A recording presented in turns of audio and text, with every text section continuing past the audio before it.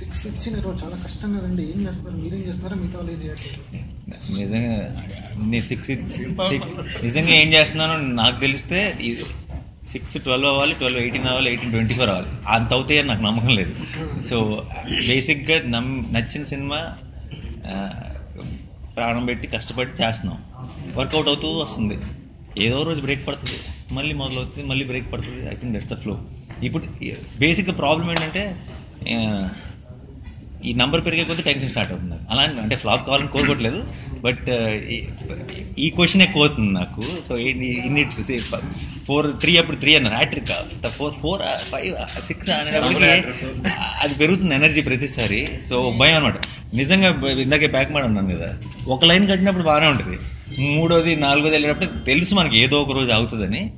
But ఆగిన రోజు మాత్రం మీరు మరీ నన్ను ఉతికేయకుండా ఉంటే చాలా, అంతే.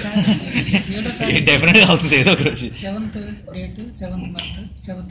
7th ఆ నంబర్ బాగా కలిసి వచ్చిందండి. వింటానికి బాగా ఫ్యాన్సీగా ఉంది. ఏది అనుతో కంప్లీట్ డిఫరెంట్. నేను ఇందాక అన్నాను కదా, మీకు అసలు లవ్ స్టోరీ కనపడకపోతే ఏం చేయమంటారు, మిలిటరీ అన్నాను కదా. కాదు కదా, కానీ నేను అన్నాను కదా, ఆ బ్యాక్ డ్రాప్ చేయబోతున్నాను అంటున్నాను.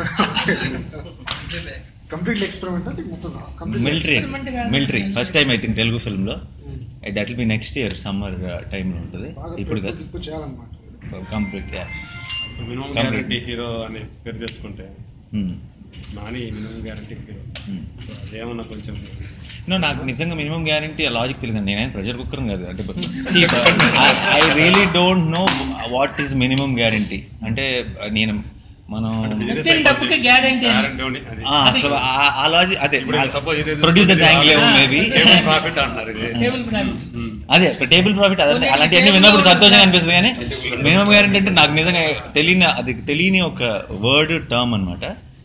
But end of the day అంటున్నట్టు నాకు మొన్న ఎవరు కిరణ్ గారు ఎవరు మాట్లాడుతూ అన్నారు, లాస్ట్ 10-15 yearsలో ప్రొడ్యూసర్లు సినిమాల మీద డబ్బులు సంపాదించారు అంటే అదొట్టి ఈ సినిమాలతోనే, మిగతా అని ఏదో చెప్తున్నప్పుడు ముందు హ్యాపీగా ఉన్నారా అంటే హ్యాపీగా. ప్రొడ్యూసర్స్ మాత్రమే కదా, డిస్ట్రిబ్యూటర్లు, ఎగ్జిబ్యూటర్లు అందరూ ఇది ఒక చైన్ అండి. ఎవరో ఒకళ్ళు ఏదో ఒక మన పేరు చెప్పి జిమ్మిక్ చేసి లోపల ఏదో ఒక ఏదో టీజర్ చూపించేసి రెండు ఇష్టం వచ్చినట్టు మనం అమ్మేయచ్చు, అది వేరే విషయం. బట్ అందరూ హ్యాపీగా ఉండటం నిజంగా సక్సెస్ ఎప్పుడు అనిపిస్తుంది అంటే అండి, ఎవ్వరు ఒక్కరు కూడా ఒక్క చిన్న ఏరియాలో కూడా ఒక్కరు కూడా ఒక 10% లాస్ అయింది, 20% లాస్ అయింది, అందరూ హ్యాపీగా ఉన్నారంట అంటే ఆ రోజు నిజంగా జెన్యూన్ సక్సెస్ అని నేను నమ్ముతాను. సో సాధ్యమైనంత వరకు నా ఫిల్మ్స్ని ఇప్పుడు చాలామంది అంటుంటారు, మీరు బడ్జెట్లన్నీ ఇంక్రీజ్ చేసేయచ్చు కదా, ఇంకా అసలు ఏంటి మార్కెట్ ఉంది, బడ్జెట్ ఇంక్రీజ్ ఎవరి కోసం చేయను, దేనికోసం చేయను నాకు అర్థం. ఇప్పుడు మన కథకి అవసరం లేదు అనిపిస్తే నేనేదో పెద్ద హీరోనో మార్కెట్ పెంచుకోవడానికి పెంచడం వల్ల ఏమవుతుంది, ఇప్పుడు నేను ఎక్స్ అమౌంట్కి సినిమా చేసి ఆ సినిమాకి అంతే అవసరం అనుకున్నాను, X+1 వచ్చినా సరే నా సక్సెస్ఫుల్ ఫిల్మ్. ఊరికే పేరుకి గొప్ప అని చెప్పించుకోవడానికి అనవసరమైన ఖర్చులు పెట్టించి ఆ కథకి అది అవసరం కూడా లేదనుకున్నాం, దానికోసం ఇంత ఖర్చు పెట్టించి యాక్చువల్లీ సినిమా బాగానే అంత కలెక్ట్ చేయదు, అప్పుడేమో దాన్ని ఏమంటారు, ఫ్లాప్ అంటారు. ఎంతమంది లైఫ్ సెట్ స్టేక్.